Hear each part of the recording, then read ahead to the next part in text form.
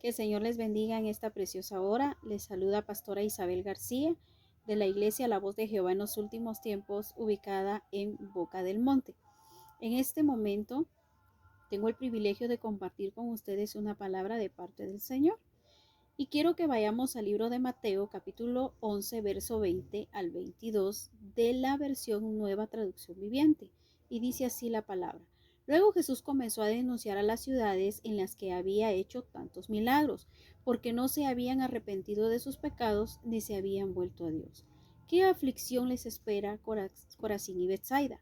Pues si en las perversas ciudades de Tiro y de Sidón se hubieran hecho los milagros que yo hice en ustedes hace tiempo, sus habitantes se habrían arrepentido de sus pecados, vistiéndose con ropa de tela áspera y echándose cenizas sobre la cabeza en señal de remordimiento. Les digo que en el día del juicio a Tiro y Sidón les irá mejor que a ustedes. Luego vemos el libro de Mateo, capítulo 11, verso 23 de la versión Reina Valera. Y tú, Capernaum, que eres levantada hasta el cielo, hasta el Hades serás abatida, porque si en Sodoma se hubieran hecho los milagros que han sido hechos en ti, habría permanecido hasta el día de hoy. Veamos qué dice el verso 24. Por lo tanto os digo que en el día del juicio será más tolerable el castigo para la tierra de Sodoma que para ti. En aquel tiempo, respondiendo Jesús dijo, Te alabo Padre, Señor del cielo y de la tierra, porque escondices estas cosas de los sabios y de los entendidos y las revelaste a los niños. Sí, Padre, así te agradó. Todas las cosas que fueron entregadas por mi Padre, y nadie conoce al Hijo sino el Padre, ni el Padre conoce a alguno sino el Hijo, y aquel a quien el Hijo lo quiera revelar. Venid a mí, todos los que estáis trabajados y cargados, y yo os haré descansar. Llevad mi yugo sobre vosotros, y aprended de mí, que soy manso y humilde de corazón, y hallaréis descanso para vuestras almas, porque mi yugo es fácil y ligera mi carga. Qué hermoso es leer la palabra del Señor, leer los textos, pero ahora vamos a ver el contexto de esta preciosa palabra. Vemos que Jesús da tres formas de ver la palabra y de especificarla. Hace una denuncia y condena a tres ciudades que han sido necias para recibir la palabra, han sido duras, dice. Esas ciudades, como lo dijimos, es Betsaida, Corazín y Capernaum. Tres ciudades donde Jesús ejerció su ministerio fuertemente e hizo milagros, muchas sanidades, pero la gente no reconoció a Jesús ni se arrepintió. También vemos que hay un agradecimiento. Después de esto Jesús dice, Te alabo Padre porque has escondido estos secretos del reino y los revelaste a los niños. Imagínense qué precioso. Y también vemos que también hace una invitación porque Jesús dice, vengan a mí todos los que están cansados y trabajados, que yo les daré descanso. Entonces yo te digo en esta hora, ¿cuál es esa carga? Y yo te invito a que la sueltes en el nombre de Jesús. Entonces, en el principio vemos que es detrás de muchas cargas hay un yugo, que es una carga. Una carga es un peso, es algo que llevamos que nos trae cansancio, tristeza, que produce sentimientos de derrota en nuestras vidas. ¿Y qué es un yugo? Es una herramienta que usan los bueyes para arar. Ese yugo se les pone a ellos en el cuello y hay una cabida para cada buey. Y eso permite que ambos aren la tierra. El yugo domina a los bueyes y los mantiene unidos para así arar al mismo tiempo. Pero hay dos yugos y uno de ellos es el que da Jesús. Por eso vemos a través de su palabra que dice que su yugo es ligero y que Él nos ayuda a llevar cada carga. Y también dice que hay otro tipo de yugo, que ese yugo es el que destruye las vidas. Cuando la palabra habla en el libro de Isaías acerca del ayuno, dice que el verdadero ayuno es aquel que rompe yugos, desata las cadenas. La palabra también dice que la unción pudre todo yugo y toda opresión. Detrás de muchas cargas hay un yugo. David, ¿a qué se refiere con esto? Muchos de nosotros nos fijamos en la carga, pero no nos fijamos en el yugo. ¿Qué hay detrás de la carga?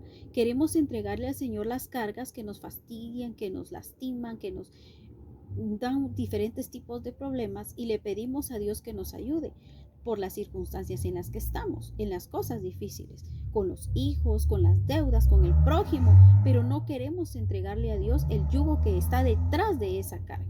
Le pedimos a Dios que quite la carga de la angustia que trae alguna relación ilícita, pero no queremos soltar ese yugo de esa relación ilícita. Por eso es que está esa carga, porque está el pecado. Cuando nosotros pedimos ayuda con la carga a Dios, venimos delante de Él hablando de la carga, pero no tocamos el tema del yugo que provoca esa carga.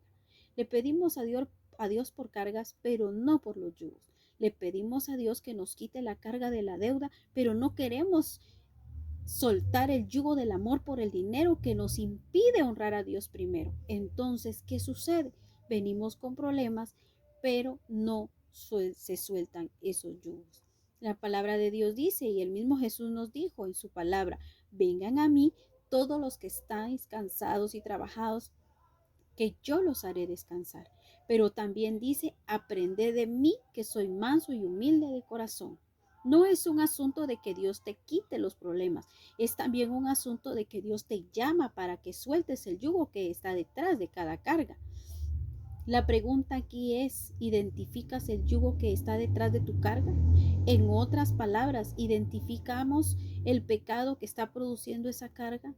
No es la carga el problema, porque aún con Cristo seguimos teniendo problemas. Es el yugo espiritual que está detrás de la carga. Podría ser el orgullo. Dios no bendice algo que está torcido. No le pidas a Dios que te quite la carga. Más bien dile, Señor, yo rompo ese yugo que destruye. El problema no es la carga, es el yugo. Identifica cuál es ese yugo.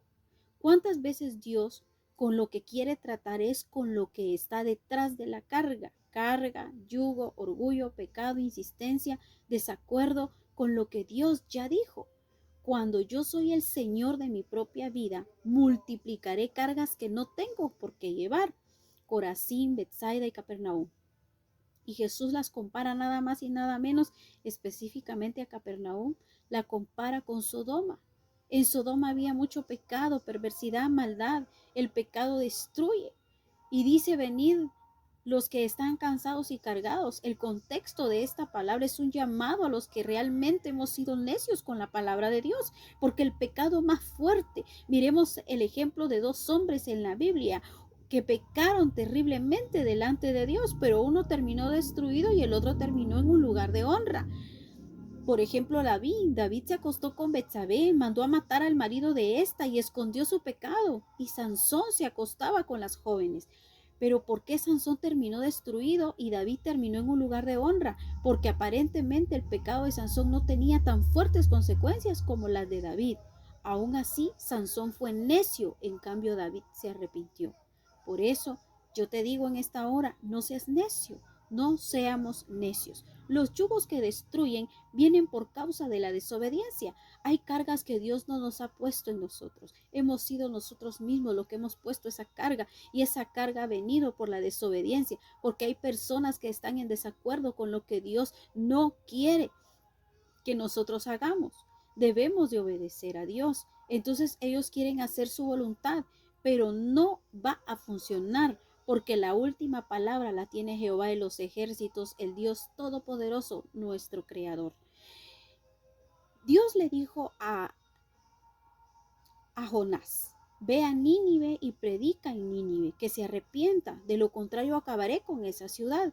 Y Jonás, en vez de irse a Nínive, se fue a Tarsis y tomó un barco y se fue. Él hizo su propia voluntad, se empezó a poner cargas que Dios no le puso y terminó en una tempestad terrible con gente alrededor de él que iba a morir por causa suya, por su culpa. Terminó en una circunstancia incómoda y Dios no lo puso ahí, él mismo se puso ahí, pero Dios permitió que se lograra redimir, que se lo tragara un pez y que lo vomitara donde Dios lo había enviado. Dios tiene la última palabra. Dios tiene el control de todo. Nosotros podemos decir una cosa, pero Dios tiene la última palabra y esa palabra es la que tiene peso sobre nuestras vidas. Miremos lo que dice el libro de Isaías, capítulo 57, verso 20. Pero los impíos son como el mar en tempestad, que no pueden estar quietos y sus aguas arrojan cieno y lodo. entonces quedémonos quietos. Dios le da directrices cuando Dios da directrices y hace totalmente lo contrario porque quiere ayudar a Dios. Si Dios no necesita ayuda, más bien pide obediencia. Si queremos vivir en descanso, debemos de aprender a obedecer a Dios. La paz es un fruto, es el resultado de hacer la voluntad de Dios. En otras palabras, nunca le ganaremos a Dios. Antes de toda carga tiene que haber una descarga. Vengan a mí todos los que estáis trabajados y cargados y yo los haré descansar, dice la palabra. Aquí hay una invitación de parte de Dios para que nosotros nos despojemos. No puedo recibir primero de Dios si no he resuelto el yugo destructivo y me rindo a Él. Por eso la palabra de Dios dice, echa sobre Jehová tu carga y Él te sustentará. Detrás de cada carga hay un yugo. Los yugos que destruyen viven y vienen por causa de la desobediencia. Antes de toda carga tiene que haber una recarga.